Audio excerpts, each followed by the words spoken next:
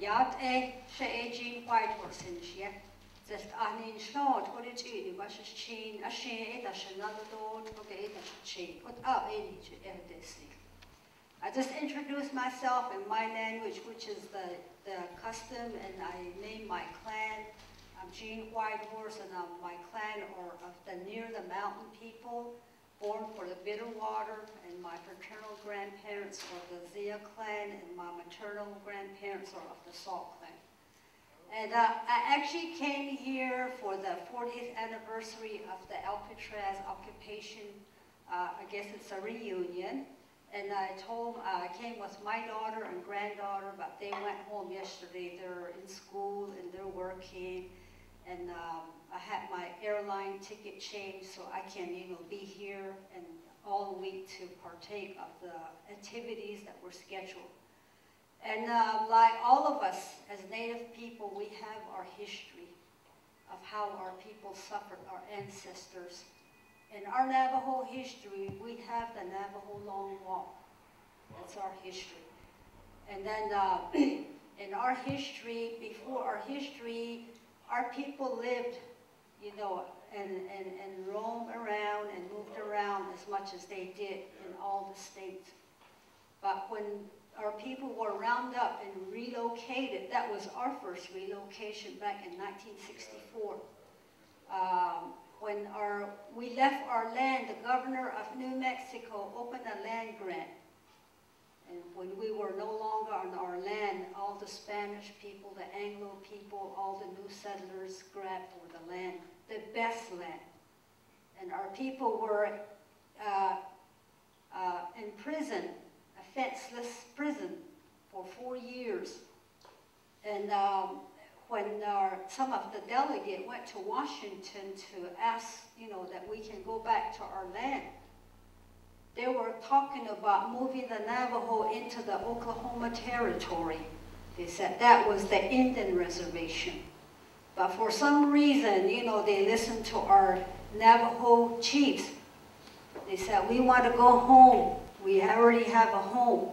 We live between the four sacred mountains. We have our rivers. We have our land. Some of our family are still there. So they let us go home. But when we got home, like I said, our lands were taken. Little by little, through executive order, we got some of those land back. But it's not as big as it was before. But we live in the Navajo Reservation, covers a portion of Arizona, goes into New Mexico, and a bit into Utah. So that's our history. But I'm also a daughter of a Navajo code talker. My father was a Navajo code talker. His battle engagement was Bougainville, Guam, Iwo Jima. He went and served from 1942 to 1945. And he was just recruited out of the mission school. He went to the mission school. It was just the same as the boarding school where you were, forbidden to talk your language. When he was discharged in 1945, he came home. He didn't have the right to vote. When we became a citizen in 1924, that didn't come with the voting right because we didn't pay tax. That came until later, until 1948, they finally let us vote. And when the code talkers and all our veterans of World War II came home, they weren't eligible for the VA benefits. Wow. The Navajo Code wasn't released. It was kept secret for 1968. That's until they, let the codes go. So a lot of the code talkers that came back from 1945 to 68 passed on. A lot of their children never knew. I never knew my father was a code talker. He wouldn't talk about it. I never told him I became part of a group called American Indian Movement, so there was 2 secret in our home. But I wasn't forbidden, but I told him later, what I was involved in. I went through the boarding school, where our language, where we were forbidden to talk our language. That time we had, at the boarding school, that had homemade soap that was made out of lye. And that was put in our mouth if we spoke our language. I went to the boarding school at age 6, not knowing one word of English. When a teacher or somebody said something to me, I would ask the next girl or boy, one question, what did he or he say? Just for that, asking that question, I was punished. So all through my educational life, I finished from the boarding school in 1968. Then in 1969, I came here on the BIA relocation to the Bay Area. Right off the reservation, never been in the city before. Gallup was I thought Gallup was a city, Gallup, New Mexico. When I came here, day one, the next day, I went to the BIA office in Alameda. Right away, I said, I want to go home. I don't belong here. I don't know anything about, the cities. But they kept me here. They said, you came here to go to school. You came here to get a job. The longer they kept me here, the more I got involved with the occupation. I learned about myself. People were talking on the island about what being Indian was, what it means. Because throughout our boarding school, we didn't learn about our history. We learned about everybody else from Columbus on down. The guy that got lost. And, that was the history I learned, but, I learned about myself on Alcatraz, who I was, and to be proud of who you are.